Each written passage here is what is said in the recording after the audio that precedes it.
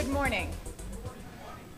I'm Lisa Kremen. I'm a director at the Community Foundation for Greater Atlanta, and welcome, and thank you for being with us. You are a valued room of staff and board members of Atlanta's nonprofit organizations, and we thank you for coming to learn with us, with one of the nation's premier thought leaders in the arena of social innovation, Andrew Wolk. This gathering is the first for the Foundation to engage our nonprofit community in a learning agenda in this arena of social innovation, social venture philanthropy, social enterprise, and some of the other new forms of working to deal with our social issues that are out there right now. I'd like to introduce our staff from the Community Foundation that are here today, and I'll just ask you, of those of you that are in the room, we may have a few people outside, to wave your hand. Lita Party, our Senior Program Officer. Angela Hunter, Associate Philanthropic Advisor. Jennifer Owen, Program Intern. Tyler Giles, Communications. No, wait. Thank you. Kathy Palumbo, Director of Programs. Alicia Phillip, our President. And Audrey Jacobs, Director of our Center for Family Philanthropy, and Christina Morris, Program Associate, who with me are leading our work in this arena. The Community Foundation's work in social innovation and social venture philanthropy is embedded in our philanthropic framework that guides the Community Foundation with our goals of engaging our community, strengthening our nonprofit sector, advancing public will, and practicing organizational excellence. This event is geared to invite you to learn with us and to join in a conversation. The Foundation's work and innovation began over a year ago in various conversations with nonprofits in our community, with various peer foundations, locally and nationally, and with our donors, as they began to grapple with the concepts of social innovation, social entrepreneurship, and social venture philanthropy. We became very interested in concepts of measuring impacts of nonprofits, of the essential role of communications, and in case-making for nonprofits as they seek investments, and of scaling successful programs and organizations. However, for the Community Foundation, our first step was to define for our internal use a set of definitions to assist in our internal conversations. We quickly found out that everyone uses the glorious and hopeful words innovation and venture, and we wanted to be clear. And we handed out those definitions at the front table. I hope that you picked one up. If not, you can get one on your way out. Our definitions were informed by many of the early practitioners in this work. Many of them were solidified by looking at much of the good language that came out of the White House Social Innovation Fund materials, and a tremendous amount of reading and conversations. Please note that these are definitions in progress. We decided to share them with you because we want you to project along the path with us of clarity, and we hope that they'll be helpful. You may have, a major benchmark, as I mentioned a minute ago, was the White House Office of Social Innovation, which released late last year its first round of grantees. You may have noticed that there were no primary grantees south of Kentucky in the United States, in the Southeast. We noticed that too. We also, I do want to say at the same time, and Andrew will talk a little bit more about the Social Innovation Fund that's based in Washington in the White House Office of Social Innovation, but there is, the national recipients are now working with sub-grantees or intermediaries around the country, and the Community Foundation and the United Way's AIDS Fund is a part of that program and is a sub-grantee. So we are on our path in working with this program as well. So as I said earlier, this event is a first for us. We hope it inspires and informs your work. And I have just a couple of things I want to share with you. Our agenda is pretty straightforward. Andrew Wolk will be joining us at the podium in just a moment. There will be opportunities for questions at certain points in his presentation and some discussion and questions at the end. I have been asked to ask you to please keep the lids on your drinks in this room. I'd like to let you know that the restrooms are out into the lobby area and to the left. I also wanted to let you know that the PowerPoint that we're going to see today will be available to you. We'll work out the logistics. It'll either be emailed to you or will be available to you in a link. But we have your email addresses, so you will be getting that. And now it's my pleasure to introduce Andrew Wolk. Andrew founded a pioneering nonprofit organization called Root Cause in 2004 and continues to lead its overall strategic directions. He's worked with dozens of nonprofits. He has authored a chapter in the Small Business Administration's annual report to the President of the United States called Social Entrepreneurship in Government, a new breed of entrepreneurs developing solutions to social problems. You'll see as you listen and learn from him, his experience is very, very diverse. He's written for the Aspen Institute and for a variety of other publications. He has designed and taught one of the first courses on social entrepreneurship in the country. He is a senior lecturer in social entrepreneurship at MIT and is a visiting practitioner at Harvard Kennedy School. Andrew established the Boston chapter of an organization called Social Venture Partners. He holds an MBA in entrepreneurship and nonprofit management from Boston University and a BA from Lehigh University. Andrew, if you'll join us. Thank you. Well, let me just start by thanking the Community Foundation, who this is my second day of presenting, and they've been a really great group to work with and have really welcomed me and have showed great hospitality for coming to Atlanta. Particularly thanks to the team, Lisa, Audrey, and Christina, who were, I think you know, we were supposed to be doing this a couple of months ago, and weather prevented that from happening, and they were extremely gracious in the challenges I had in trying to get here, and were nice enough to say that they would actually postpone at the last minute and ask me to come back. So I'm hoping today that I offer some insights that will be helpful.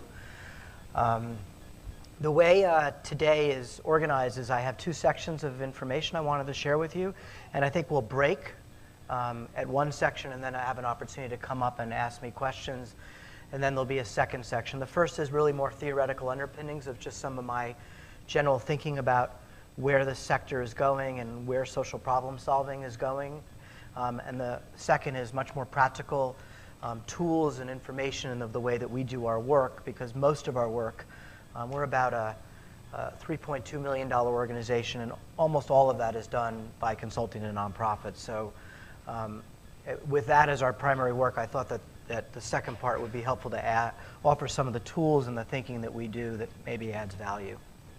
But what I want to start with, I want to talk a little about what got me to this place. You know, I believe today is an amazing opportunity for the nonprofit sector. That's just my personal feeling. I also feel as though it's also probably the most challenging time for the nonprofit sector. Although, while we all in this room, because Root Cause, by the way, is a nonprofit as well, are challenged by the recession and doing more with less when we were already doing more with less, many businesses and certainly government are in the same situation. So it's not different for what some of you may be facing that's being faced by each sector. Each sector has actually had to figure out how to do layoffs. I don't know if you heard this morning, but the U.S. Post Office is laying 7,500 workers off. So there are constraints that are happening in all sectors right now. But I believe with that as the basic baseline for all the sectors, that this particular sector's moment has come. And I'm going to talk about why I think that is true right now. But it will be up to us, like anyone who's faced with an opportunity, on how we actually seize that opportunity. I also recognize today that I may say some things that you all, sitting in your chairs doing good work, will find to be that I am challenging you all or don't appreciate some of the hard work you're doing. And I will be happy to take those challenges and answer questions in that way. That's far from the case here. These are observations that I try to put upon our own organization that I've had over the last 10 or 11 years that I've been working in the sector. And so what brought me to this work and how I try to have some sensitivity to the challenges of running a nonprofit and doing mission-based work. My grandfather was a councilman. He worked for about 20 years in Pittsburgh, doing all sorts of pretty interesting work in the 50s and 60s. But what made it pretty unique to be a councilman in Pittsburgh at that time, it was also just on the cusp of the Industrial Revolution really gaining legs. Steel was a big part of that economy's growth. And so many of the great industries that were created there are now today some of the great foundations that we know of. Carnegie and Mellon, for example. And it's when philanthropy actually started with its first great way of thinking about where it brought innovation. Carnegie was actually the foundation that brought us the public library, for example.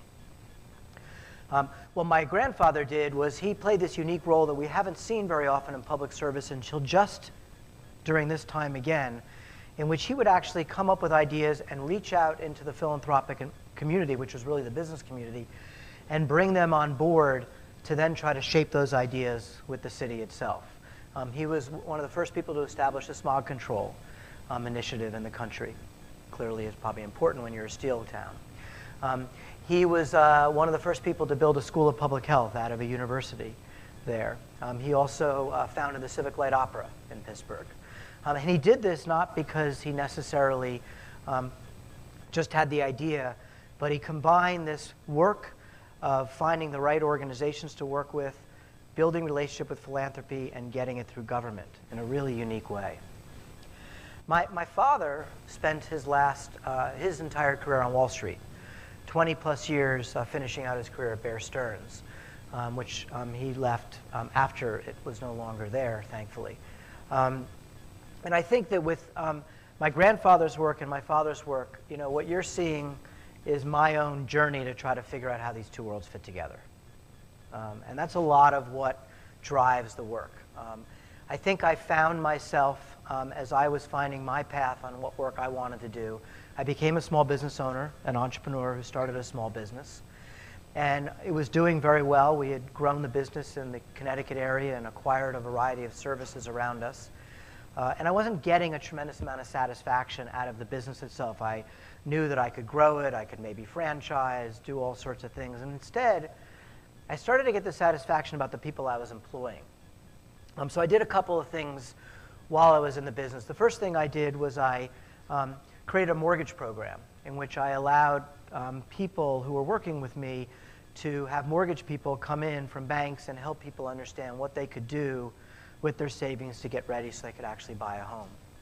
And then the other thing I did is most of the people that worked for me in this business had, most of the work was at night, had day jobs, and understood that my income for them was only a secondary income. So we put computer programs to actually boost their skills that they could take back to get advancement in their jobs. I tell you that story because it became pretty clear to me at the age of, I think it was around 31, that there was this power in how you could help people advance and improve their lives that didn't have to necessarily be related to starting a business and growing a business. So it was my real first introduction just by happenstance. I hadn't actually ever been in a nonprofit organization before at that point in time. So I started to get a lot of satisfaction out of that. So I decided to sell the business, and this was in 1996.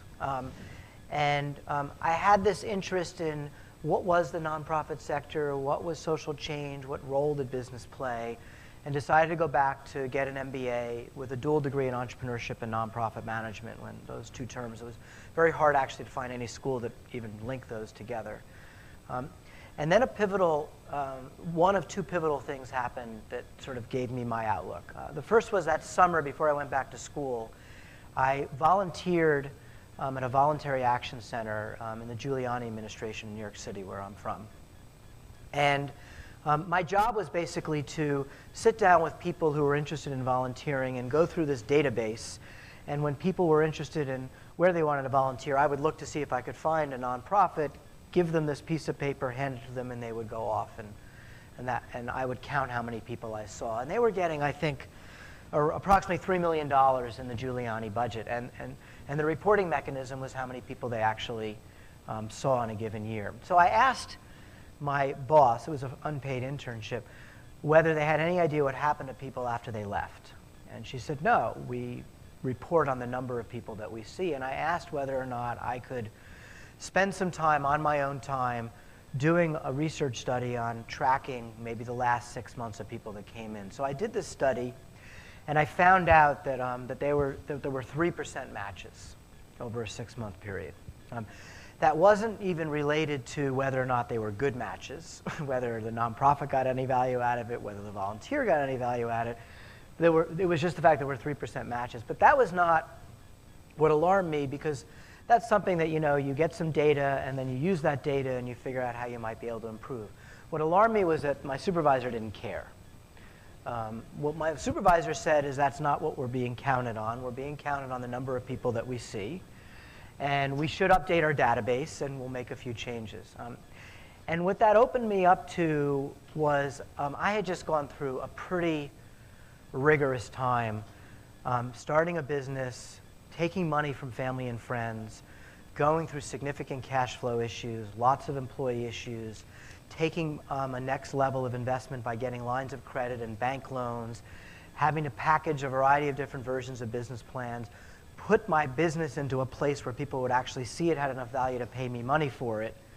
So it was a fairly rigorous process, and then I got into the situation where this felt like it was, for me at least, something that would be intuitively what you would do, and the person I was working with didn't really have an interest. So that was a pivotal moment for me, but it was also a really significantly negative moment, because what I did was I went back to business school, and now I was like strong business guy. And I got all the answers, right? I've built this business, I've sold this business, and I'm going to go and I'm going to change the world. So I got into business school, and I decided that I would start to, during my free time, go to nonprofits and offer my advice, because I had so much to share. So that was the second pivotal moment. Basically, with the exception of a couple of organizations that were probably just nice and were more silent, basically just gave me the boot every single place I went.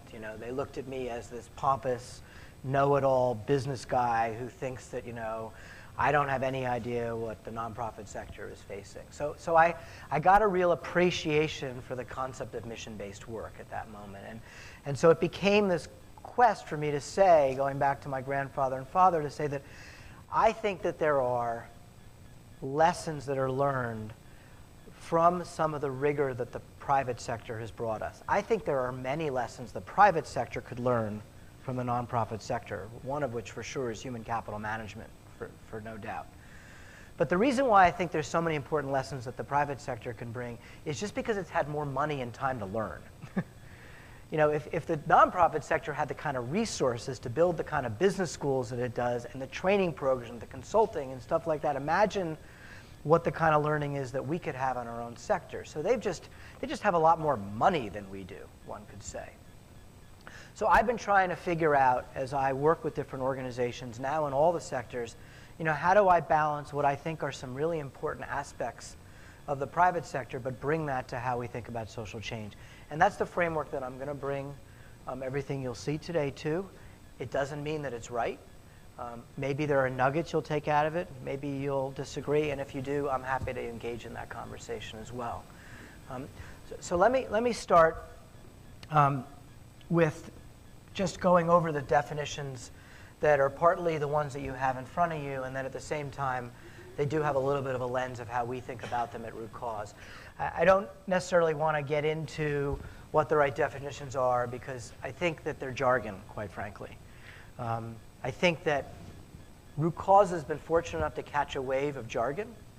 I think what's more important than the jargon is the underlying principles for the things that we're going to see, which I do think actually makes sense. So I would look more at what the terms are trying to say, as opposed to that we're trying to grab a definition, because I can assure you that even with the Community Foundation's definitions, which they will hold on to, are these, that you will get into a conversation with someone where they will really have no idea what you're talking about. And that goes all the way up, by the way, to the federal level right now. And I think probably the biggest challenge right now of this kind of thinking moving forward in any kind of way is because it's wrapped up in jargon. And it really should be much more about what it's trying to say and what we're all trying to do together. But with that said, we are in the jargon, and the jargon is catching a wave, and I will talk a little bit more about why I think it's catching a wave in a moment. So first, social innovation. I look at social innovation as the finding, testing, and honing new and potentially transformative ideas, it could be practices, principles, or models of approaching social problems where value created accrues primarily to society. And I think what's really important here is to understand that it's about finding, testing, and honing. And that it's not just like the kernel of an idea, so it's not like you have to start an organization. It could just be, a program element within something that you're doing in your work. I heard in a session we had yesterday about just the tweak on the wording on a bill that a social enterprise uses in its cafe. So one has to think about how do you innovate. And innovation really happens over a continuous amount of time. It doesn't happen in a moment in time. It happens over time. So as you think about an idea, that idea takes its learning and continuously improves and tests and hones and becomes greater and greater. Oftentimes what is the original nugget of an idea doesn't look the same as 1, 2, 5 years down the road. It's transformative because in being new and potentially transformative, it's doing something differently, though, than what the primary mode of practice used to be. It can be more effective in what it's doing. It could be more efficient. It could be a better way to sustain work. It could provide better outcomes, but it's always in whatever existing practice is. So it's trying to be very clear that we're not trying to recreate the wheel here. We're trying to improve what already is common practice in some way. And it can occur in any of the sectors. This is not something that is solely related to the nonprofit sector. Social innovation can happen in the public sector and has. Head Start is a great example. And social innovation can happen in the business sector where there are private businesses that start that are primarily accruing value to society. Those are less examples, but possibly a growth area right now. Social entrepreneurship is the action of a social entrepreneur. They're individuals with innovative solutions to society's most pressing problems. And from my perspective, they're really taking some core aspects of business principles and bringing them together with a passion for social impact. And they relate to 3 core characteristics that I think really drive the behavior that makes social entrepreneurial behavior unique. The first, which we've looked at a moment ago, is social innovation, this constant interest in continuous improvement and doing practice better. The second is a highly valued level of accountability, not for the outside world because you're being asked to report, but for your own work to make sure that you are consistently accountable to the work you're trying to do. And thirdly, sustainability becomes a true and core aspect of a principle they want, which is probably one of the more challenging parts of our sector that I'll go into a little bit more. How do you pursue a sustainable model? Some perhaps mix of philanthropy, government, earning money in some way is a real challenge and a strong primary principle of a social entrepreneur.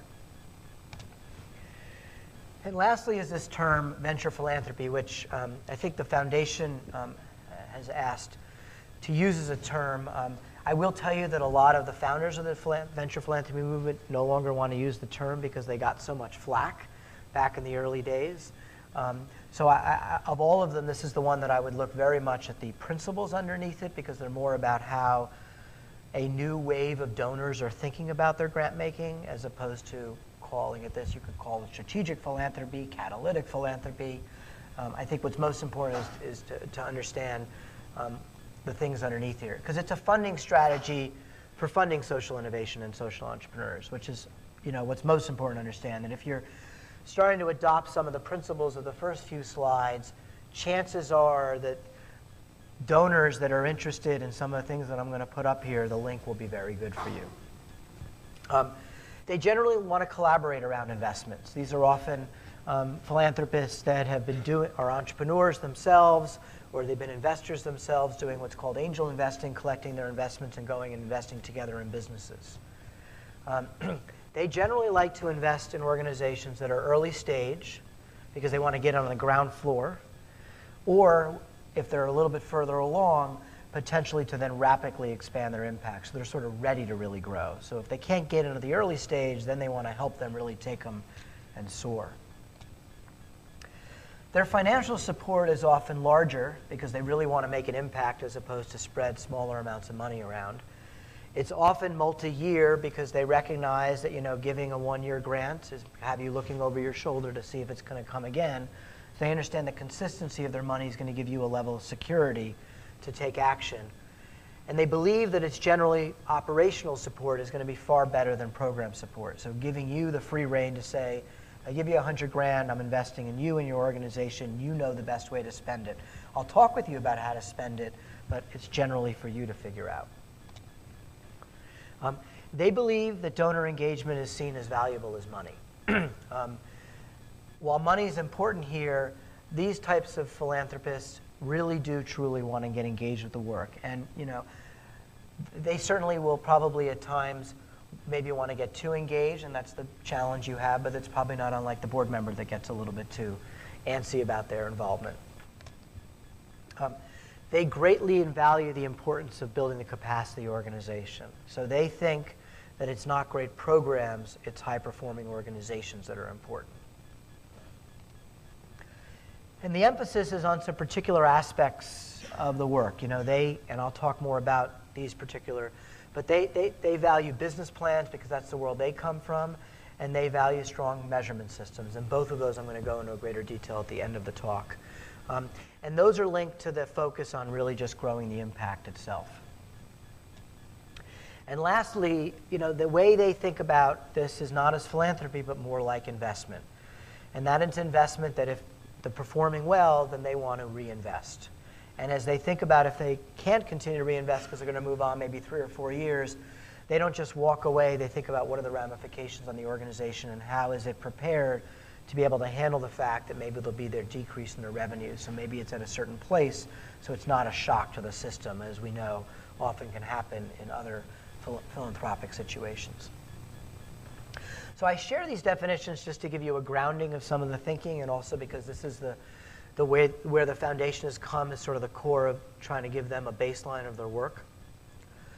What I want to do now is I want to switch gears and tell you rather instead why the jargon has become popular. For those of you who have heard of Ashoka, started by Bill Drayton, it was started over 20 years ago. So the term social entrepreneur is not that new in the language.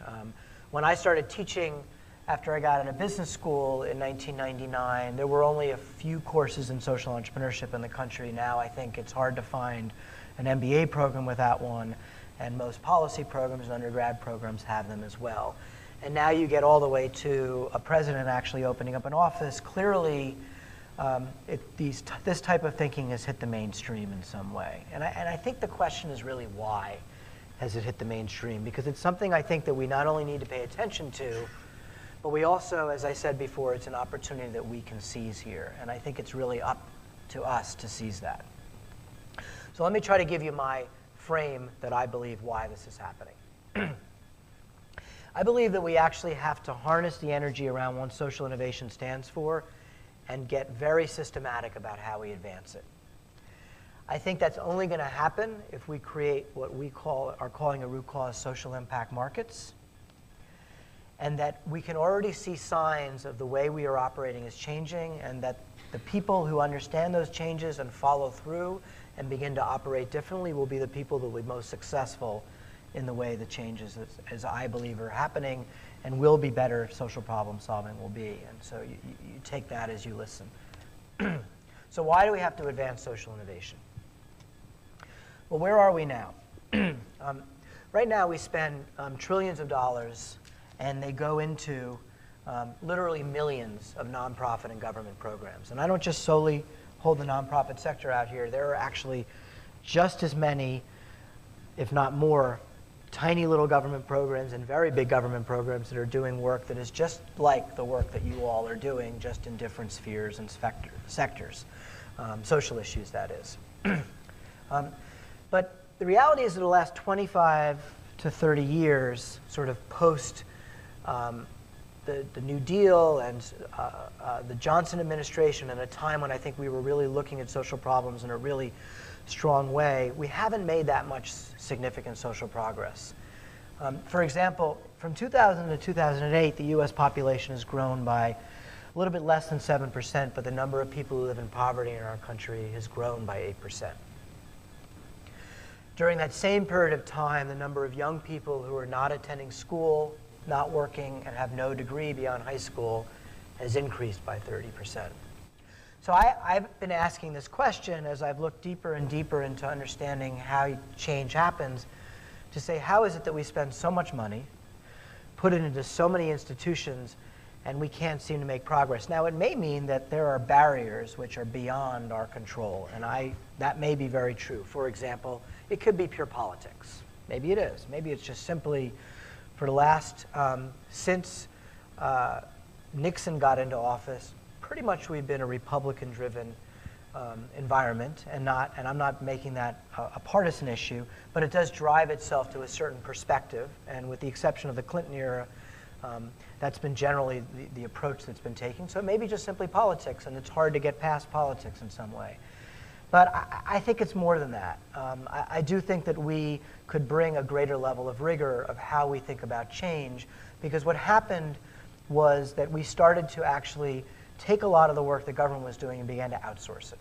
We began to give a lot of that work over to the nonprofit sector, some of it to the private sector, and now I think we're just beginning to emerge to try to figure out what does that really mean in the context of how we actually work all together. So in that context of, can we go beyond politics and figure out how we can do this better, one could also say, well, is money the problem? Maybe we just need more money, right? We don't get enough money to do our work.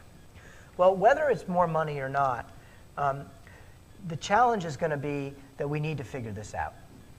And the reason why the opportunity is now for us to seize is that I believe for us to find the next economic growth curve, we're going to have to solve some of these challenges that have been facing us for quite a while. A lot of economic growth happens in spurts. I mentioned the Industrial Revolution, which was the first time. During the 90s, we had two of them, massive job creation and wealth generation that we hadn't seen in the past. Now we've hit this recession. We actually haven't had that much growth even before this recession, and they're now considering that we've got quite a while until we're going to get out, and everyone's trying to figure out, well, how are we going to get this next level of growth? Well, I believe unless we deal with some of these social issues, we're not going to be able to do that. If we don't figure out how to strengthen our education sector, we're not going to be able to compete in the global economy. If we don't find better alternatives to energy, are we really going to be able to do anything about our reliance on oil? If we don't figure out the quality and cost issues of healthcare, which is not something that was dealt with within the current healthcare bill, and you know that because from my own home state, since we were the model for that, and yet we have these major healthcare cost escalations, and it's not all working out for us. I think we're the best example of that. And if we don't begin to get more connected to preparing for the 21st century workforce, for the jobs that are coming, all of these things are, I believe, going to limit our ability to find that next growth curve. So we become that essential component for how we find that economic growth curve. And that's a linkage for us from an opportunity perspective, because that's what the language that we can speak, I think, most effectively is without a next economic growth curve, it's going to be hard for people to find jobs. It's going to be hard for people to generate wealth. It's going to be hard for people to actually have any level of increased prosperity in some way. But it goes back to, do we need more money? Well, can the pie really get any bigger? This pie just generally tries to give you an idea that most of the money that goes into, and I'm sure many of the people in this room get a lot of their money from government, comes from government. City, state, federal level, passing through.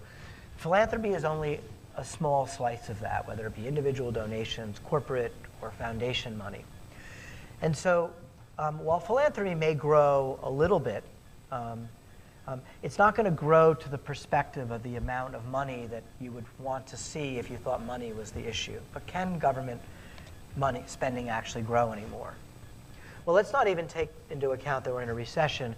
This shows that government in 2010, 44% of the overall GDP, and you can see with the exception of a couple of spike times, which were challenging times in our country's history, that it's at a pretty high amount for our overall GDP right now. If you take that into account, coupled with the fact that cities don't have any money, states don't have any money, the Republicans want to cut everything right now in this political environment, the chances that more money is coming in the next 5 years, I would say, are pretty much zero. So we have to sort of take that into account, that more money is not really what's on the table. It may even be that it's less money. And that's why people are beginning to really look towards these terms right now. And these terms are generic terms. Let's not put social on them for a moment. But the reality is that the growth of our economy has been around innovation and entrepreneurship. It has been the individual actors who have come up to see gaps in the market, to come up with great ideas and take entrepreneurial behavior to grow great businesses. Those great businesses get copied by others and continue to grow. I was amazed that when the iPad came out, that when I watched the Super Bowl, there were now, I don't think there was an iPad commercial. Instead, I think there were 3 other tablet commercials on there. But that innovation, right, got other companies to copy the same innovation, which creates jobs, which creates energy. Michael Dell started Dell in his garage. Bill Gates left Harvard to start Microsoft. So throughout the time, it's been innovation and entrepreneurship and our culture in our country to actually, from an individualistic perspective, take great ideas and grow them. And I think what's happening right now, in a time where we need to think more than ever about how do we do more with less, is how do the principles around innovation and entrepreneurship lend themselves to our sector and our work of trying to deal with social problems. So what I think was sort of fringe thinking, back when people like Bill Drayton and Ashoka started it, are now hitting mainstream because I think generally the public is just grabbing on what do we do? What do we do right now? We have to figure out how to do more with less. And so I think that's what's getting people excited about this. I mean, people want to look for some hope. And that's why I think it's our opportunity to seize it. Whether it's taking what you're doing and making it spin, I can't believe how many of the biggest institutions in the last 2 years when I go on their website have the word social innovation or social entrepreneurship on their website right now. I think that's great if they think it can help them in some way. But it's because I think it's becoming much more mainstream. So the challenge then becomes, if we're going to take these principles and apply them to social change, we have to really think, well, how have these principles had structures in place that allowed them to thrive? And that's where I want to try to describe to you how the capital markets can compare to how I believe resources currently flow to advance social innovation here. Because the way innovation and entrepreneurship has really thrived in our country is they've had a predictability for how they could generate resources, because you need resources to be able to grow. So up here, if you follow on the top circle here, it's where an innovation starts. And when that innovation starts, the market is very good at disseminating data about how that innovation is actually working. And investors proactively search for the strong performers that are dealing with that innovation. And the investors down below here penalize the weak performers. They just don't invest in them. Or if they're not doing well, they stop investing in them. The market then of these investors incentivizes performance by continuously investing in those strong performers. And so those innovations grow. So it's a pretty strong cycle that's really driven by, if you've got something and it's working and you can show that it's working, more resources will go to you. Pretty simple system. In my opinion, again, this is only my opinion, the way it works in our sector right now is that someone comes up with an idea, and unfortunately we just don't have any ability, no fault to ourselves right now, we just don't have the systems in place where there's no standardization or aggregated data that helps us understand performance, which will be hard, and we can talk about that. Performance information by organizations like nonprofits, they have limited capacity. They're just trying to keep the doors open, do their work, serve people, so they are not able to even generate the information that people might be looking for. So what happens instead is that investment gets based on storytelling and relationships. And organizations working on stuff are really building stronger development departments where they can tell those good stories, they can build those strong relationships. And it's not, by the way, that I don't think storytelling and relationship building is critical. We learned our own lesson in some work we did that you can't stop that because giving is very passionate and from the heart, but adding the performance lens on is better for the organization and better for people to understand how to allocate their resources. So because of that, innovations really just don't scale. that fragmentation of how anyone can sort of walk in the room and tell a story and build a relationship doesn't allow the kind of way in which the left-hand side works. And the question is, well, what can we do about that? How can we begin to try to actually link performance to resource allocation in a better way? So we believe at root cause that it's going to require what we're calling social impact markets. Now, a capital market is any type of financial transaction that's meant to result in profit. So, and I'm not talking about, Wall Street here.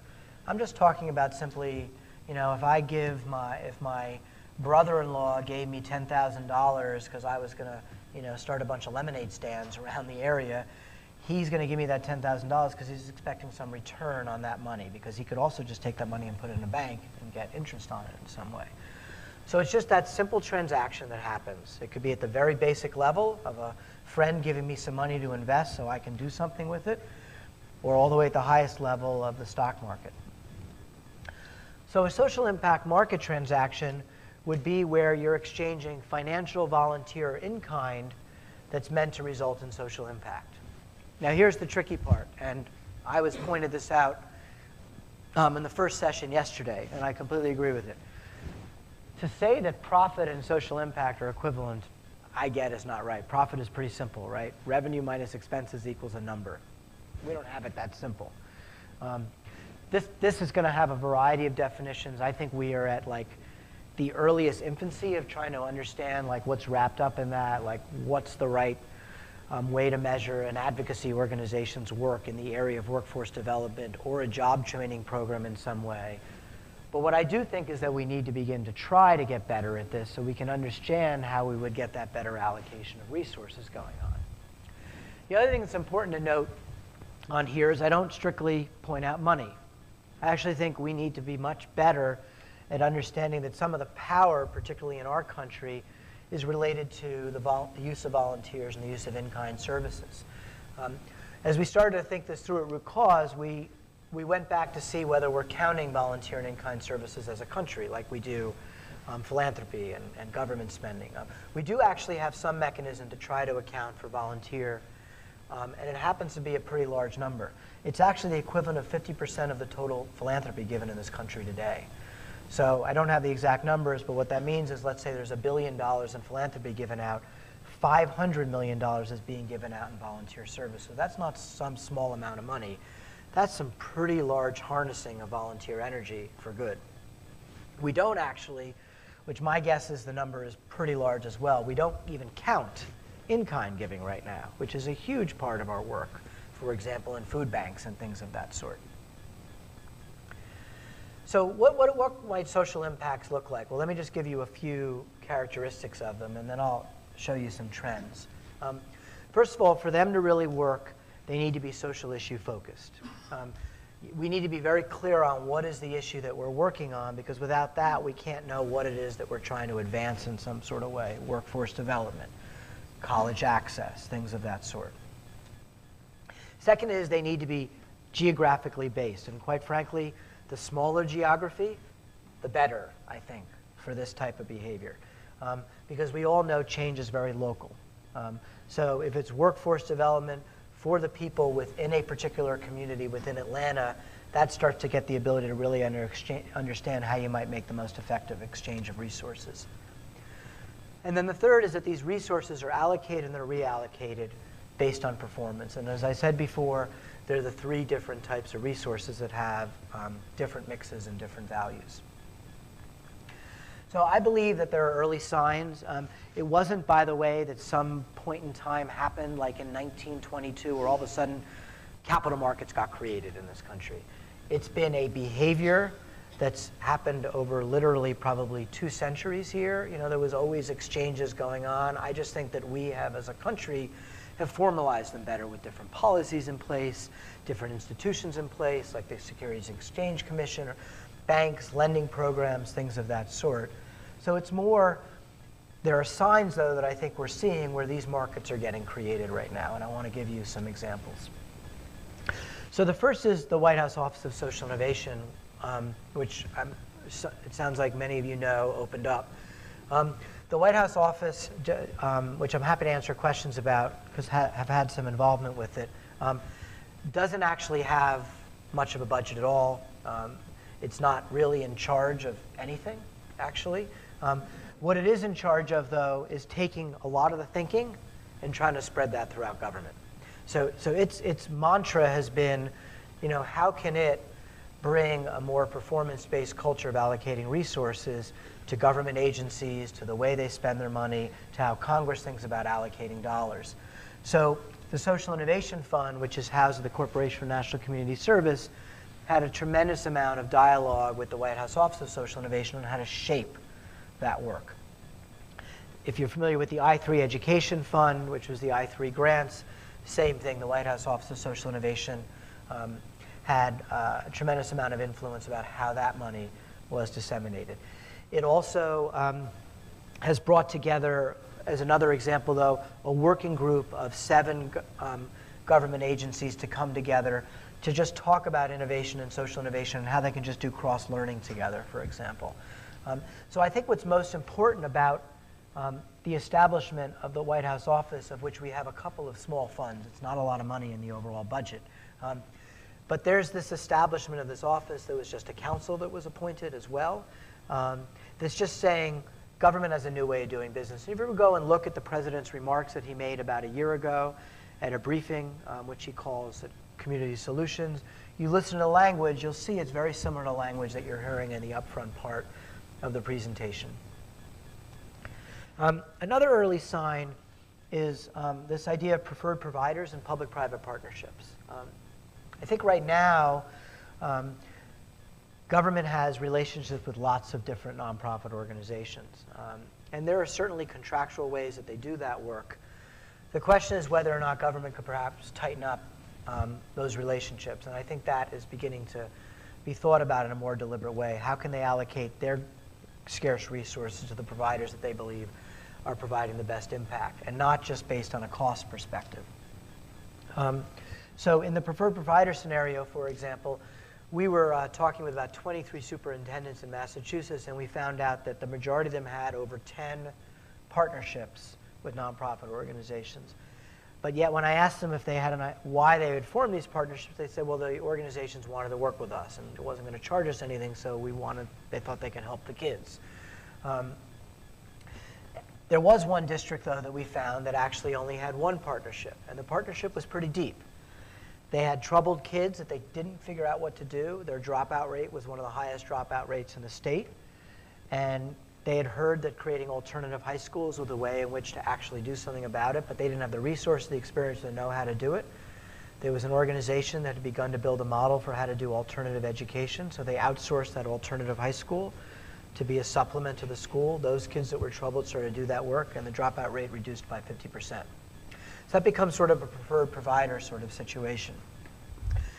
To go back to the White House office to show that this momentum is continuing to build there, whether Congress passes the money or not, but Obama's real commitment to having government think differently was in his most recent budget, which connects to this preferred provider concept, is he put out the request for next year for test pilots of what are called social impact bonds, which you can read about. We don't know whether or not Congress in the fiscal year 12 will give that money or not. We'll see. But I think it was, again, the establishment of this kind of thinking. The idea goes something like this, just so you understand it. Hasn't been practiced here at all. Has one small pilot going in the UK right now, so it comes from the UK. Not sure it will even work, but it does give you an idea that there's early signs of these markets forming. The idea is that a nonprofit that has evidence-based proof that it can get great outcomes and save the government money would go out and it would find philanthropists who would invest in them, and the government will guarantee them with this bond. If the nonprofit is able to produce the great outcome and a cost savings, government will pay for the cost for the service, and the savings will be paid as a return back to the philanthropists themselves. Pretty interesting. Get no idea whether it works because the UK just started it. They're doing it with prison recidivism.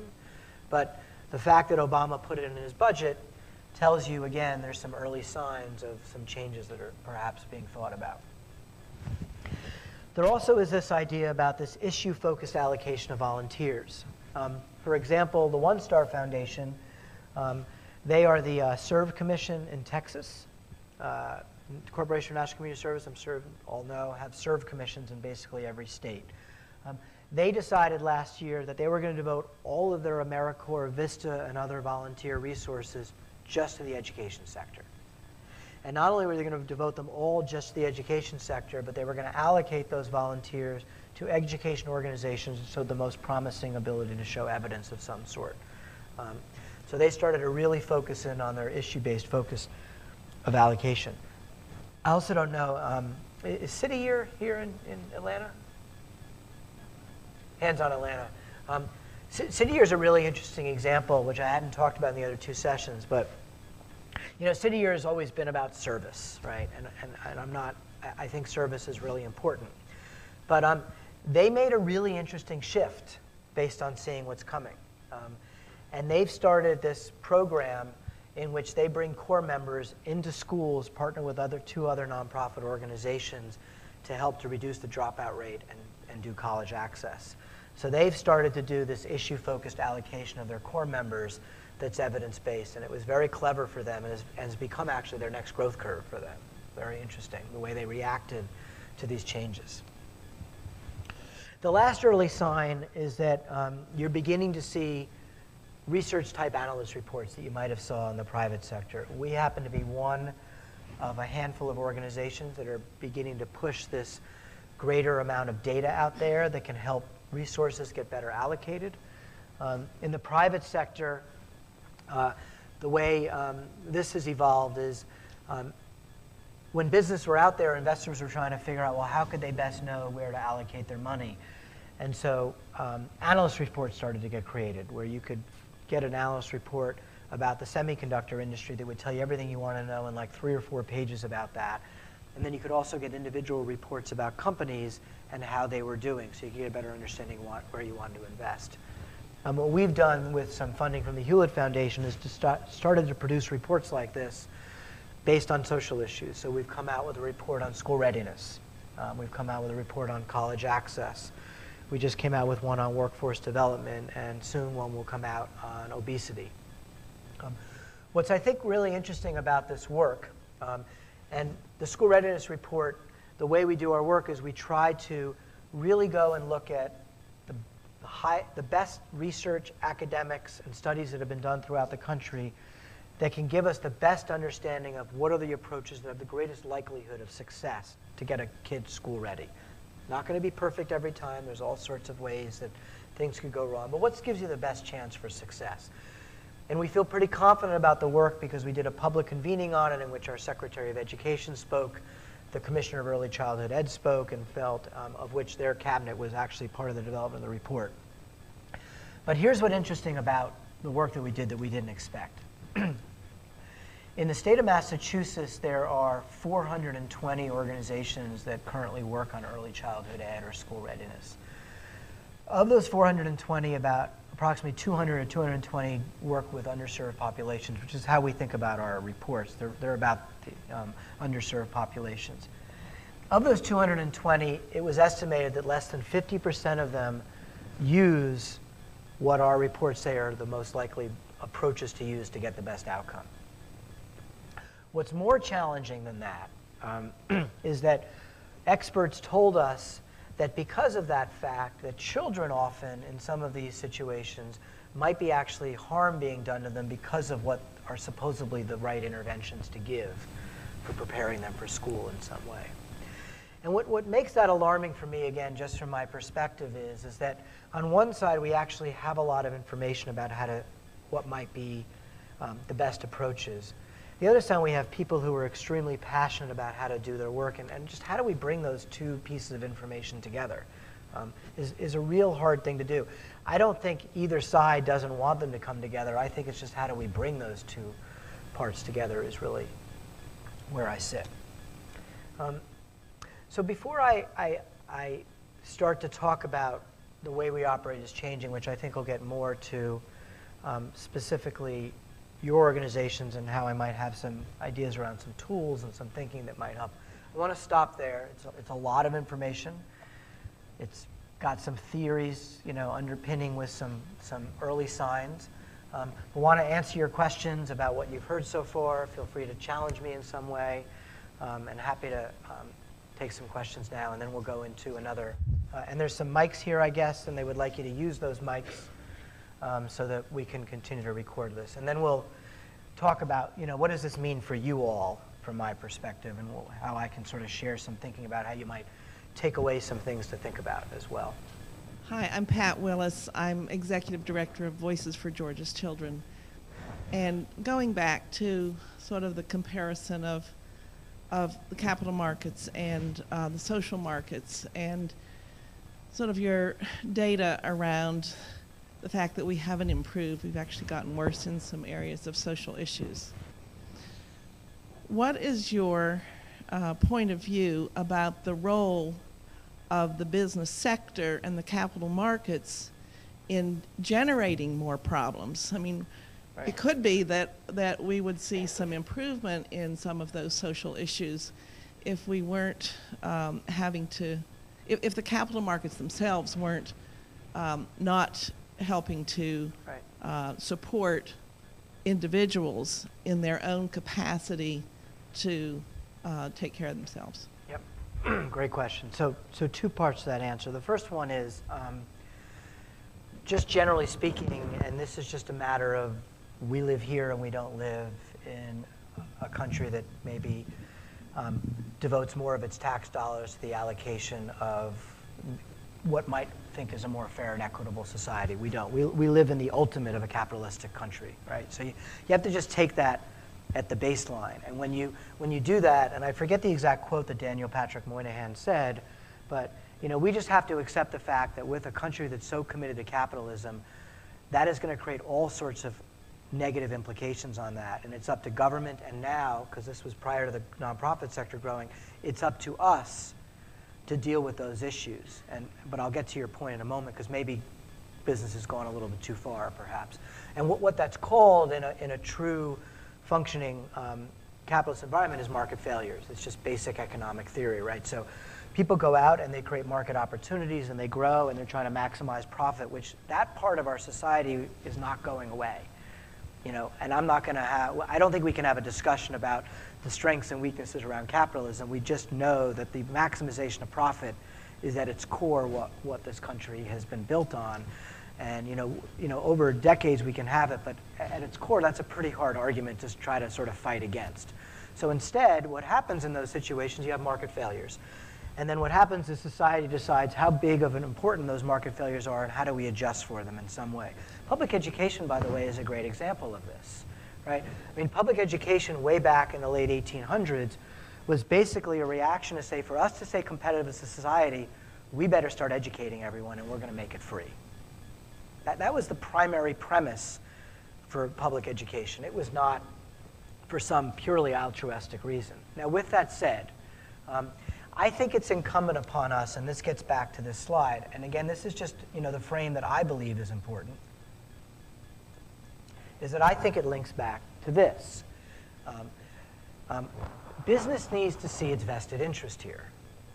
If business doesn't see its vested interest here, you guys are trying to meet your payroll, you're trying to do good by your clients, they've got their own problems that they're trying to figure out. So it's how do we communicate the vested interest here in these ways? And that's why I think this link to social progress, to societal progress, is just so critical right now for us to try to make those cases, to bring them to the table. In a purely altruistic moral argument, we'll get some, but we won't get a lot. And I think that right now, why it becomes such an interesting time to do that is because we're so desperate as a country right now for our next growth curve. If we don't get the next growth curve, if this country sits on 9% unemployment for 10 years, we're a different country. We just are, right? That's just the way it is. So I think that's where I think these linkages happen in some way. And we have a lot of those answers for them. We do. I heard this great story by one of the people who was in a session yesterday about, and I don't remember what foundation it was, but a foundation that invested its philanthropy in a drug company doing drug testing on a drug they wanted to solve for their issue, in which if the drug company came up with a solution, the foundation got to keep the solution, but the drug company got to take the research to make multiple other products out of it, right? So you got sort of a win-win there, right? So they gave the R&D money, and there was a win-win there. And I just think we have to think more creatively. There are environmental organizations that are now partnering with paper companies, oddly enough, right? So we have to really start to play more of this vested interest type of game. I don't think the article is great, but I think it would be worthwhile reading the cover story of Harvard Business Review by Michael Porter called Social Value. Shared Value, which talks about business and how they can start to think about a shared value where they've got a vested interest plus another interest. And I'll just give you one more example, and then I'll get to you. We did a very small project with Nike, and they came to us because in the next 25 years, they have calculated they will lose their market share because of the obesity crisis. Overweight kids are not as active. They don't buy sneakers. They don't buy athletic clothes. They're not getting addicted to sports athletes. So they look as fundamentally at its core, the obesity crisis is threatening their bottom line. Interesting. How do you make the two connections? Yes.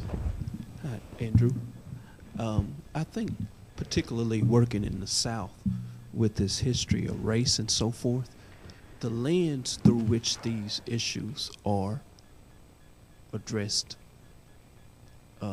is an issue that we have to deal with, coming from Mississippi and having been to your workshop in Louisiana.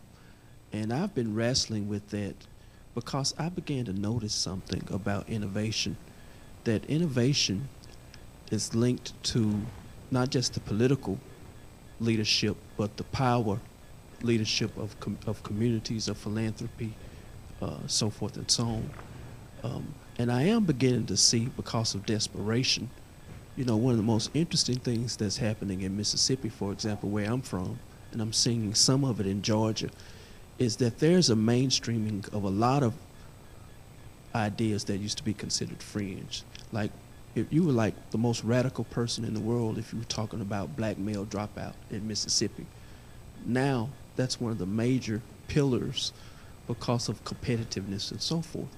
So I think part of what we have to do is, I'm interested in the link between social innovation and equity and justice.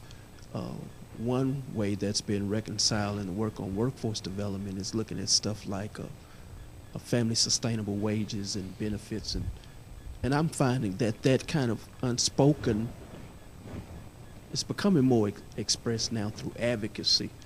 But I'm seeing a relationship between advocacy, innovation, and social equity and that kind of thing.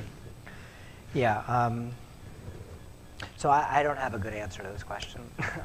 And I will also say that I think it's only been recently that I've gotten somewhat familiar because of some work that we're about to begin about maybe the really hardest to reach populations, which and I think there are a lot of structural barriers and cultural barriers as well that may be going on. I think that the only thing that seems to be from my lens is, once again, let's take black male achievement, which is the issue that we're starting to do a little bit of work on. As I'm beginning to understand the statistics, the more I understand about it, the more it gives me a level of shame, that a country like this, that this prosperous, could let statistics get to this level. But then I ask myself, well, what's the frame to actually get us out of this problem? And I come back to this frame again, though, and I ask myself, can we have this large of a population that is not able to actually actively participate in society stay this way while we also are able to advance in society or not? And so that's a question that I ask myself. With that said, I think that your question is a great one that I don't have an easy answer for right now. And here's why. And I can only speak for the Massachusetts area. We're beginning to learn that, let me say it in two ways. First, in our social issue reports, we try to distinguish between a nonprofit that works with a population and a nonprofit that works with a really tough population, because we think there's differences. We think that a really tough population is going to cost more, they're harder, the outcomes are going to be different. They may both be populations that have challenges, but one is easier to work with and get better outcomes than others. And what we're starting to see is that some of the organizations that get touted as best aren't actually working with the hardest to work with, right? And so what's interesting is that some of the ones that are is how do we begin to understand what they're doing and begin to help those practices get spread in some way. And I think that we've been not narrowing in enough about the difference in how you work with them. So, you know, I don't have an answer, but maybe some information to say that I think it's a very, very tough question. My question for you is, you know, in the for-profit arena, when there's inefficiency, typically businesses go out of business, right? And layoffs, people unemployed. Frequently those businesses are able to give some amount of severance in that process. How do you see this playing out? And also there was a recent article about the difficulty of replicating of nonprofits in the Social Innovation Review. Yep. Because of the tendency of communities being varied, of every volunteer wants to have I invented here. Probably even more so with voluntary organizations and for-profits. It's a problem in entrepreneurship as well. So how do you see this playing out, of kind of the money going to the most effective, yet the difficulty of replication and the loss of organizations that philanthropists would stop backing? So let's take the whole they don't have to go out of business piece. I mean, I think the nonprofit sector in and of itself is this is one of the unfortunate parts of being mission driven, I think. I mean, doing a merger, let alone a collaboration, is pretty tough. And having done some consulting work to try to bring them together, and also our own organization having the discussions, it's interesting how much we sort of hold on to who we are and what we want to do, and so that makes it very hard. And then for some reason, which I wish this would change, I actually think the sector would benefit from some foundations and philanthropists putting a little bit more money into at least give some time to explore this a little bit more, because we're already so busy. It's pretty hard to explore it in any really sort of rigorous way to figure out what's right about it or not. I am one of those people, though, who, and this will build off your second point, who when I first started this work said that there were just too many nonprofits, which is generally, I think, a very uninformed and typical response for someone who comes to this work. I'm now convinced that that's not the case. I just think that we need to have a better understanding of how many we need in any given area to do what work. To say that a local $300,000 organization doing good work in a community that has strong community work shouldn't be there because they're too small or something like that doesn't make sense, and there should be this big one that just plops in their model. That doesn't make any sense for me. So I think it's just more about trying to figure out who are the organizations that are truly committed to try to continuously do good work in a way that they can show that they are. And that gives to the other point of view that I changed pretty significantly. While we were never one who touted replication, we certainly wrote some plans that were about it, and we have completely come full circle on this. We tout very strongly what we call the term spread as the way in which we have to think about how to get social innovation out there. And it was based on a study that we did for the Aspen paper, which was we looked at this college access organization that I won't say who it is, but it's one of the ones that's touted as one of the best. And they do great work. And it's evidence-based, and they're very large. And they over a 3-year period, they grew by over 700% in the number of kids touched, in their budget size, and they only increased reaching the need by 0.5%. So why that's an important statistic is in the private sector, you know, you want to own your market, you want to get as much market share as you can, and you want to grow as quick as you can. You don't want copycats out there, and you want to protect that. What we want to do is we just want to get more kids into college or more kids to be school ready, and we're not going to do that by replicating models. We're going to do that by spreading what works.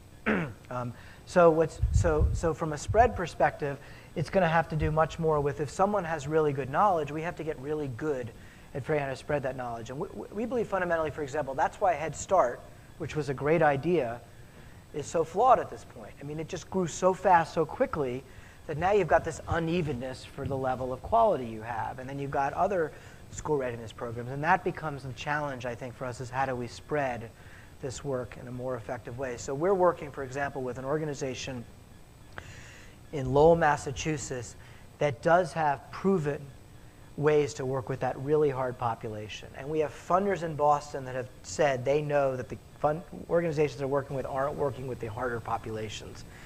They want to challenge them to do it, but they don't know how to do it. They say they do, right? So how do you take this organization and instead of bringing them here, because they don't know the community, they don't know the stakeholders, how long will it take to get there, and transfer that information over to here? And I think that becomes sort of the big question. Thank you.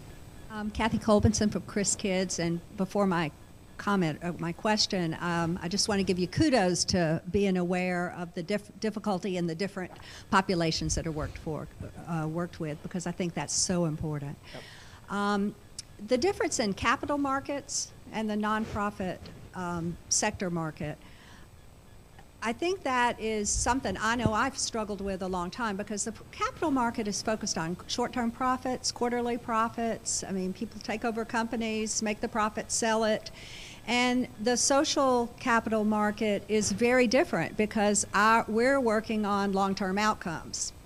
And so what I see happening is that once a nonprofit is beginning to be successful, then sometimes funding's cut because funding's not needed because the problem's not as bad. And so rather than an investment in solid outcomes that are impacting the society positively, you get a pullback. Yep. Because people are really looking for, I'm going to invest dollars. By the end of this year, there's going to be a significant change, and then you don't need my dollars anymore. Yep. And change doesn't happen that quickly in our sector. So can you comment on that? So two things. One, I don't know that I would make the comparisons about short-term and long-term the same way. Businesses show a loss for 7 years. I'm not even sure whether Facebook's made any money. But what they do is they have other short-term indicators that show progress that lead to the opinion about whether or not they'll get a long-term outcome. So I think there's an analogy there that we should try to not get caught up, and you'll see this when I talk about measurement in a moment, to get caught up with the outcomes, which are really hard to measure and very complicated stuff. But what are some of the short-term indicators you can measure more easily that will lead you to a better chance of knowing you're going to get a long-term outcome? And I would suggest that the analogy does hold up that way. The other problem you're pointing out is a big problem, and I think that's why we need this. I think that's exactly why we need this point right here about allocated and reallocated. I remember where I got my biggest example of this is that we were doing a business plan for an organization you might have heard of. Well, they're now called More Than Wheels. They were called Bonnie Clack at the time. Really interesting, innovative model where they recognize that people in poverty, generally working poor, that their biggest asset is their car, but the car actually can't be used as an asset. It actually becomes a limitation to their ability to actually get transportation. So they use that asset as a way to get them greater advancement out of poverty. But so we wrote this business plan, and it was attached to funding from Atlantic, Philanthropies, and Robert Wood Johnson. And as we wrote this plan and we're helping them to attract the money, 50% of local funders pulled out. How do you write a plan where you're writing the plan to get the money to go to the next stage where all of your base money goes out? That would never happen, right? So there's a big challenge around that. I completely agree. And in this next section, I'm going to try to talk a little bit about the financial modeling piece, because it's a hard part. It's definitely very hard. Let me shift us in this last period of time to just try to add just some thinking about where I see that changes are operating is changing right now. and go into depth in two particular areas that maybe will be a little bit more practical in thinking, and maybe not. I think rather than us talk about social entrepreneurship, social innovation, or something like that, I think the term that though does seem to resonate with most people in any conversation is we just need to get better at investing in what works. And it's just as simple as that. And it's not that you're all probably doing very good work. It's not that the Atlanta Community Foundation is not doing very good work. It's not that the government's not doing good work, and we're all trying to do good work. It's can we just start to do better and get to invest in a more systematic way in what works. So I'm going to just briefly talk about two pieces of the way things are going to change and are changing now that you should keep in mind, and then go in depth on two of them. One is I think you will see collaboration across issues and sectors become the norm as opposed to the exception moving forward.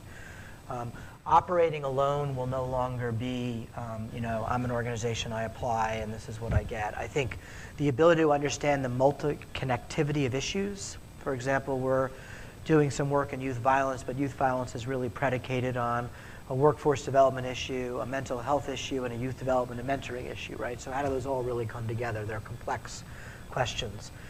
And also the fact that really no one sector can do this work alone, and that there are policy implications and government agencies involved, and getting business and corporate sector involved. And so a much greater collaboration across sectors as well is something that's really a new way of operating. The other one is, and I think it's really important to pay close attention to this, is I think there are going to be new policies that are going to emerge. I have not done my research to see whether or not anyone's been trying to make any advancement in this state. But it's not just up at the federal level that this is happening. There are states around the country that are putting different pieces of legislation in place to try to keep this type of thinking front and center. For example, in Texas, they passed a piece of legislation that asked 14 of their government agencies to have liaisons whose direct responsibility is to get more rigorous about the relationship between their government agency and all the nonprofits that they grant out to. So I think you're going to begin to see a far greater level of policy change come on that's going to affect you. I think the challenge around that is how to keep up on it. I don't think we don't have the right mechanism. This is not to say that I actually don't have a tremendous in-depth knowledge of independent sector, but I think independent sector is not, I think they're because of where they've come from originally, I think that they're not as attuned to some of where this is all happening. If you're not familiar with it at all, you might want to look. There is a coalition that was started called America Forward. I don't know if some of you have heard of. It's a coalition, maybe of social entrepreneurs that come together that are sort of pushing this new agenda. They were very influential in the Social Innovation Fund language that was in the Serve America Act. And then we have on our website, as part of an initiative we started called Public Innovators, a whole list of different state-based legislation and models and things like that if you're interested. And I just think it's important because this is also going to be a changing piece of this. The two I want to talk about are first about greater utilization of information. So let me talk about that and where I think you all need to be thinking about. So there are two parts to this. The first is the idea of business planning. And from what I understand, the Atlanta Community Foundation has recently, in a very positive direction, has asked you all, and you may already all be doing this, doing strategic planning.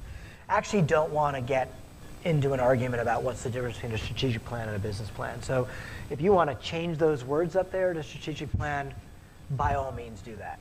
What I do want to do is I want to go through you our outline and show you what I think are some differences. And maybe they're in your strategic plan, and if not, I would suggest that you put them into your strategic plans in the future. So the first is this need and opportunity section.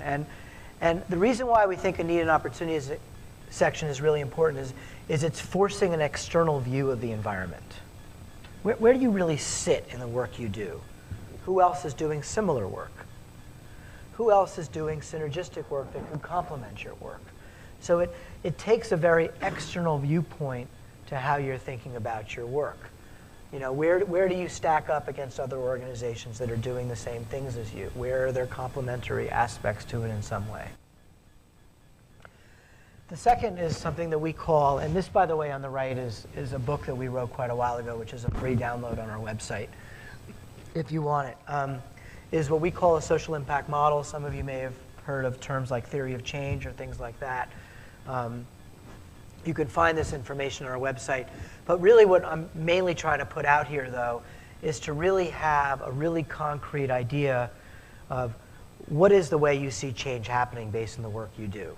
So instead of just a list of what are your programs and services, it's much more of a concrete theory of how you see change happening. You know, this is our model for it, so I'm not saying you should adopt ours, but more whatever you do to be able to really concretely state what that theory is for how you see the change you want affected happening.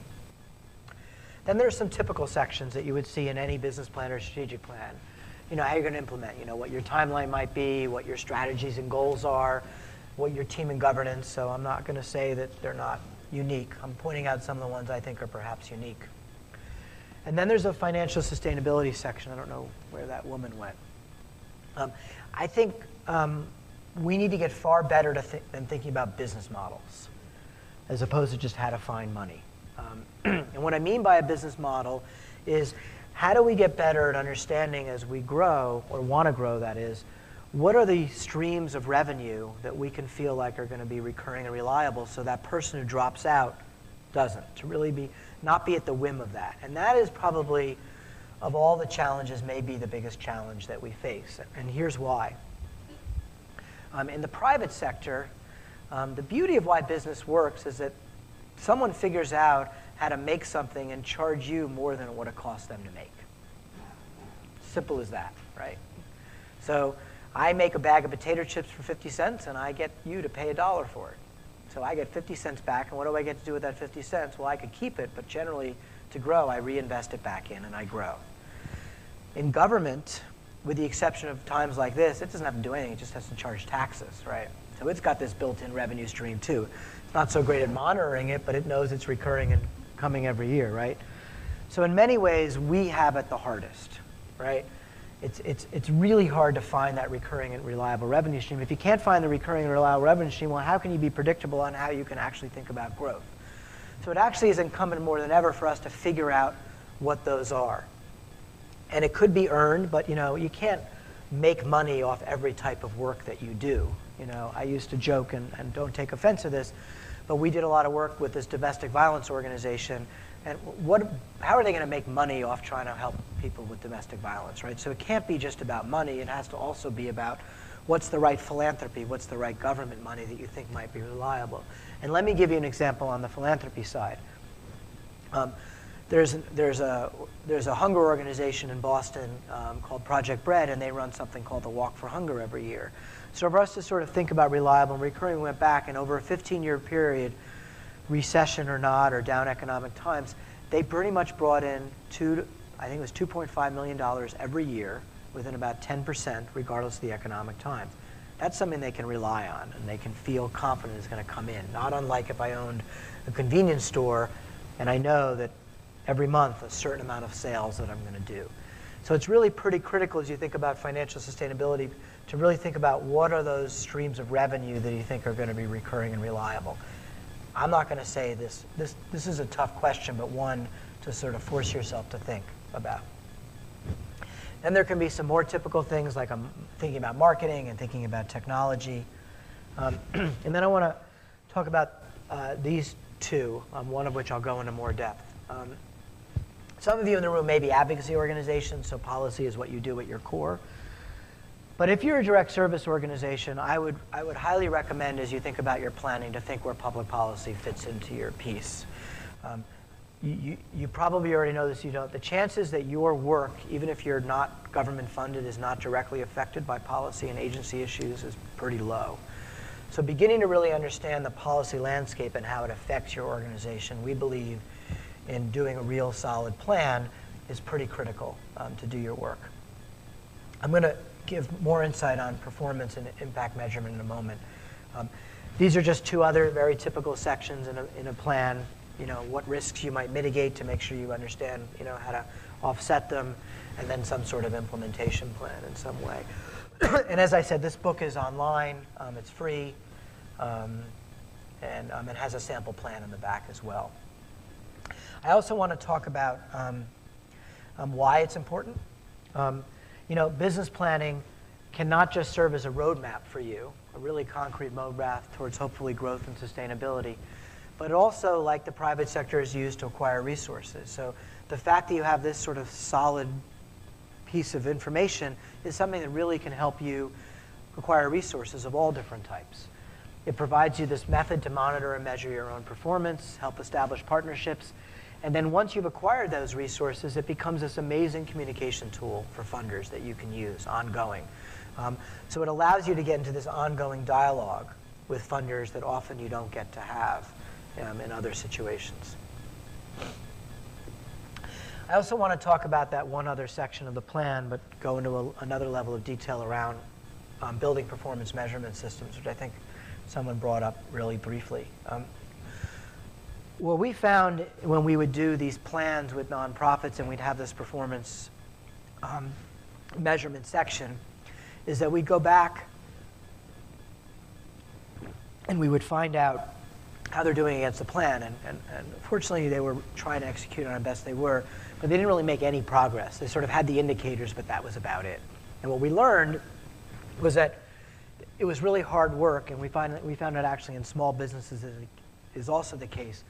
But to build a system for how to measure performance was really what the challenge was. And that what was happening in the sector, which I think happened, that the United Way started was when the logic model came out, is that all of a sudden everyone was required to measure, but no one gave anyone the capacity, resources, or education on how to do the work itself. So you were sort of said, go measure, and then you sort of were left out there with, out a life preserver in some way. So we thought it'd be important to think more about how do you build a system.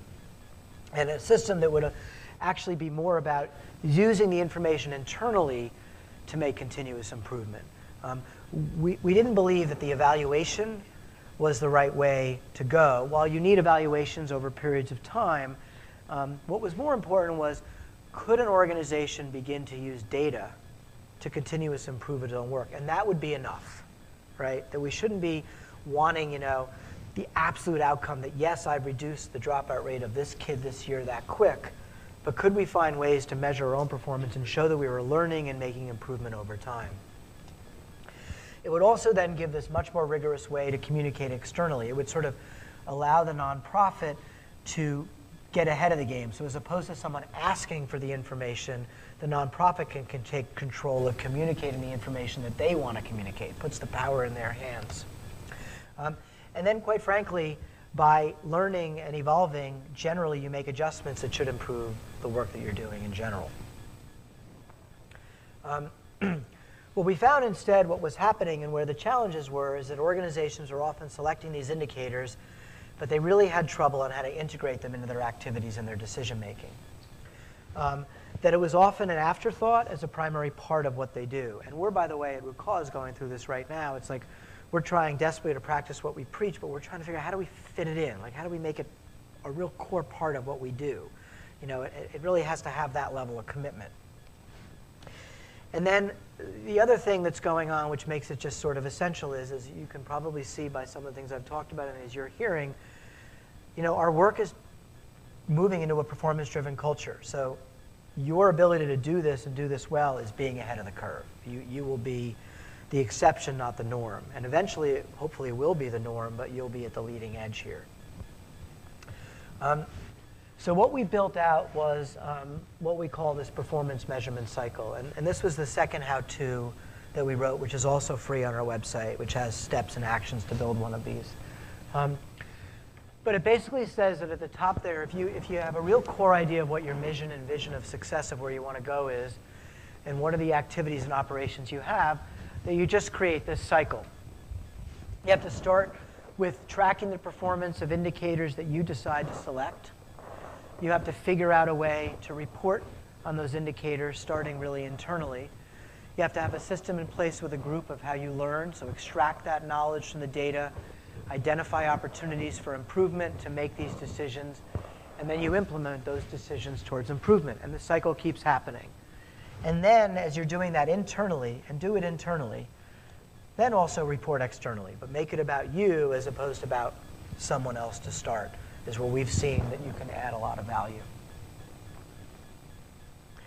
Let me do this other part, and then I'll stop again, and you can ask me about this work or the second piece of this. The other core one I really wanted to talk with you all about is I think a new kind of leadership is emerging for the 21st century that really is going to ask all of you to begin to build a new level of skills and competencies if you don't already have them, and you may. And I wanted to share with you. This is based on some new research that we've recently done. So there are a series of them that we see for the new nonprofit leader to be able to lead strategically, innovatively, and entrepreneurially. This first is this incredibly rigorous way to do social need assessment analysis. You're going to be asked to know more than ever, understanding the complex issue that you're working with, articulate what's happening in it, where you fit in the landscape, what the opportunities are, what your role is like never before, what your target beneficiaries are. You know, the greater level of detail you can do this, the more strong as a leader you're going to be. Building great organizations is going to be something that's going to be critical at this point. So being able to articulate your approach, your model, your strategies, and guide and manage that is going to be critical. So it won't be just the business plan you have, but also the ability to execute on it and building high-performing organizations. And then we talked about reliable revenue streams, so being really clear on what organizational sustainability looks like and identifying these secure and most reliable and long-term recurring revenue streams. Being able to do strategic collaboration, identifying and developing key partnerships within and across issues and sectors. We talked about being able to do that in a really effective way and share leadership as opposed to hoard leadership is going to be a critical component to this new way of operating. And then this adaptive learning. Implementing the system that we talked about, using data-driven decision-making, and critically being able to use the external environment to execute and make these mid-course corrections is going to be, I think, what's going to separate this new kind of leadership in this new environment. And what that means is, as you think about your own organizations, is going to be this link between what has been two different areas of development that actually have to really come together. It's often been times that one goes and does a leadership development class to build themselves individually, or one goes and takes a course on how to build one part of an organization. And I think we need to figure out how to fuse these two worlds together from a strategic point of view, so that leadership teams are built based on the leadership that you're building is in the context of the organization that you're actually trying to lead. So rather than thinking about, well, how do I build my skill set as a leader to manage an employee, let's say, let's make this really real about the employees within your organization and bring these two things together in a way that can be far more successful. Too often we operate in silos in these ways. So let me stop there and wanted to give a little bit of time, which we do have, to answer questions about more of the tools and practices of the changes that are happening in this environment and see if people have any questions that they want to ask about any of this. I'm Kim Marchner with St. Joseph's Mercy Care Services, and we provide medical care to the underserved and to the homeless population. And we're kind of colliding as we're starting to do our new strategic plan with Obamacare and the fact that St. Joseph's Hospital and the health system is merging to some degree with a joint collaboration with Emory Hospital here in Atlanta. So we're looking at some pretty big changes in terms of revenue streams and also what we're going to be through this next phase, even though we've been around for 25 years. And just wanted to get your insight on the homeless situation, the healthcare situation. I was particularly interested in the first component where you talked about the pilot in the UK, where an assessment of the impact of the social organization was being measured. And if you could just provide your assessment on that. Sure. It would be very helpful. So I don't want I wasn't an expert before Obamacare, and I'm not an expert on healthcare. That's very complicated issues. I mean, I will say two things about that situation, and I will tell you what I think is an opportunity because of this social impact bond, which I think is getting more press than it probably deserves. I do think that, the situation that your organization might find yourself in, one should not think is any different. I just want to go back to say that every sector faces, big changes in a system in which you've got to figure out as quickly as you can what to do about them. And it's your ability to act quick, analyze the situation, and hopefully make the right decision that is, the winners and losers of how these things work out. And there are some winners and there are some losers, unfortunately. And that's just the way things work out. And I think, I think the most recent economic crisis is a great example of some of the biggest companies in the world. How were they sleeping at the switch and didn't know it was going on? So this is complex stuff, and it's very hard. And being hit with that level of legislation, and particularly when government is not very good at how to implement and support implementation after they pass policy. I will make one note because of some work we're doing, which I think you might find interesting without knowing these hospitals. But there is, I don't know if you're familiar, for any of you who work in healthcare, but there is a requirement by nonprofit hospitals to report on their community benefit. I don't know if there's people that are familiar with this at all. And we're doing a second project right now where hospitals are beginning to think differently about how to think about their community benefit, about how they partner with community-based organizations to advance that work. And so if you're not already talking with the community, people who measure community benefit in the hospital, I would be doing that because it's a really good tie to make. And I'm happy, if you get my information, to share with you what we've been doing there, because Children's Hospital Boston, I think, is really taking a leadership role in this. But now we're going to be doing work with Children's Hospital Hartford on this. And I think the link between the big nonprofit institution and the community-based organizations like yourself is going to be a critical partnership to help execute. And hospitals are seeing CBOs as a critical link if they can see the win-win. Here's what I think the opportunity is with the social impact bond, if you're willing to take the risk. I think that there are people in the United States, I can't speak for in Atlanta, who are hungry to try to test it out because it just sounds cool. And I think the way to do it is for a social service agency that's got enough money and risk and evidence to try a pilot, to proactively go after the philanthropist to try to do it, and then get the government involved as well. The only works, though, the way I've thought it through, it has to be a social service agency that has enough of ability to take the risk and already does their work, is relatively evidence-based, and gets their funding flow from government, right? That's a lot you need in place. But if you can have all that in place, I think the social service agency take the lead on this as opposed to government or the philanthropist taking the lead. So Social Finance, which is the organization that started in the UK, just opened up an office in Boston because they want to try to get a pilot going as Obama sees whether this gets through or not. And I think, and if you Google, it's getting way too much sizzle for something that has just been started in the UK, but it was in the New York Times, it was quoted in The Economist and stuff like that. So I think there's a real interesting opportunity here for the nonprofit sector, actually. I really love the focus you just talked about in terms of the internal building of your organizational integration internally.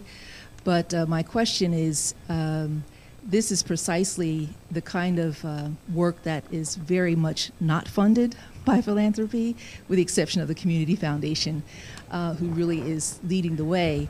On the other hand, for the external evaluation and assessments, we typically spend 20 to 25% of a grant goes to those evaluations. So if I were to spend that same portion on my internal work, I'd probably lose my job.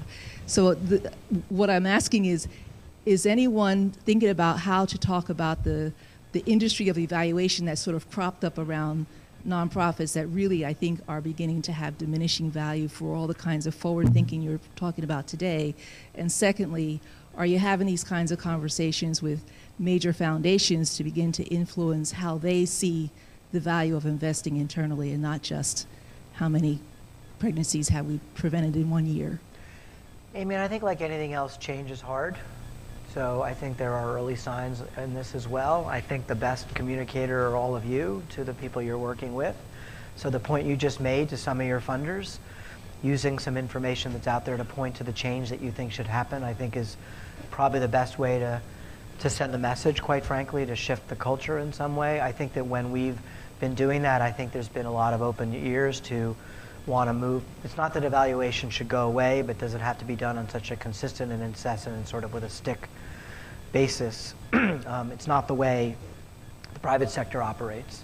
I mean, they're meant to report, but it's not in the same sort of continuous way, and then they're just looking for seeing incremental improvements as well. So I think you have to go with ongoing dialogues. I do think there are some signs, though.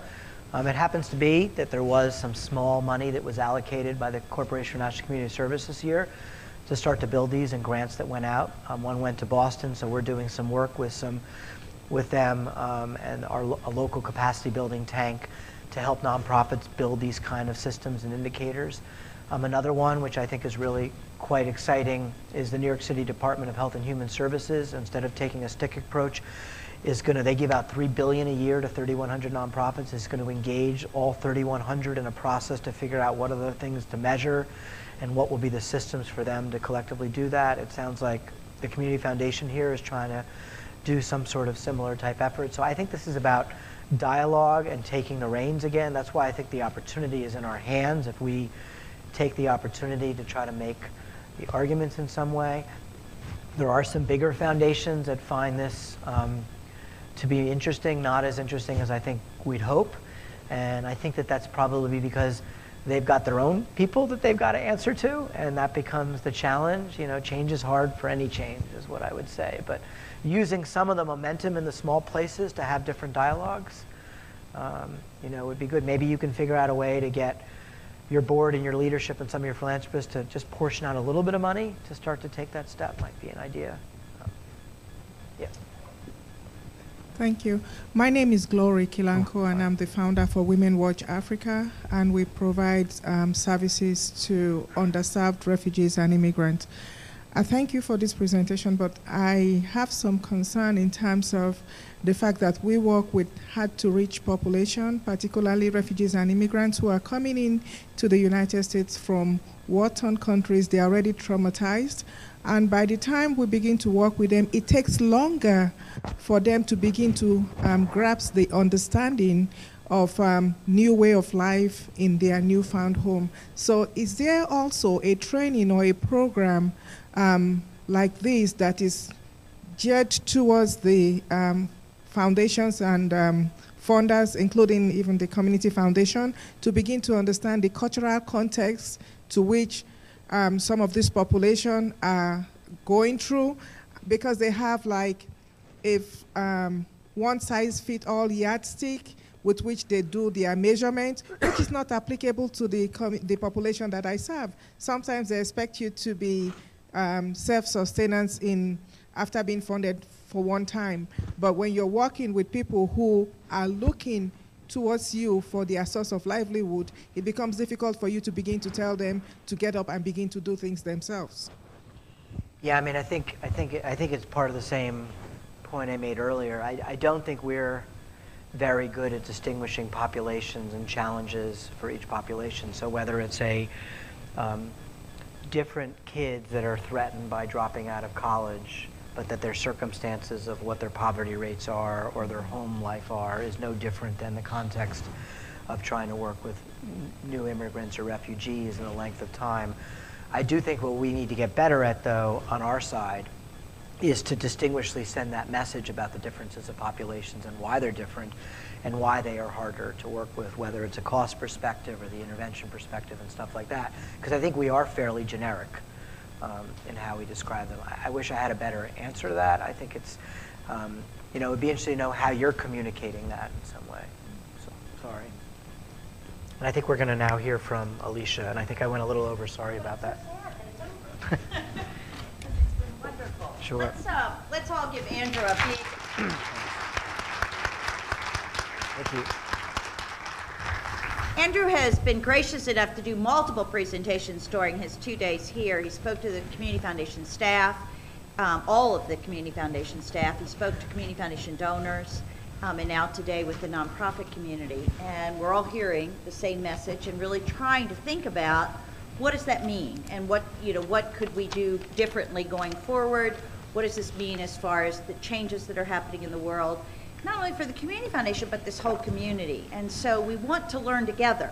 We don't have any answers that we're coming with today, but you will shortly receive an email, and it's really not an evaluation of this meeting. It's an email opportunity, a survey, for you to really give feedback from your experience today in thinking about your organization and thinking about the challenges. And there'll be a series of questions.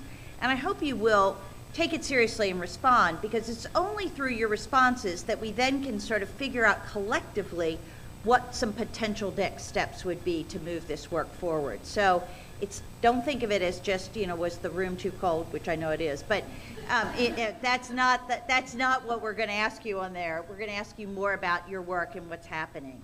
So thank you very, very much for spending the time today. And again, Andrew, thank you so much for your graciousness in being here.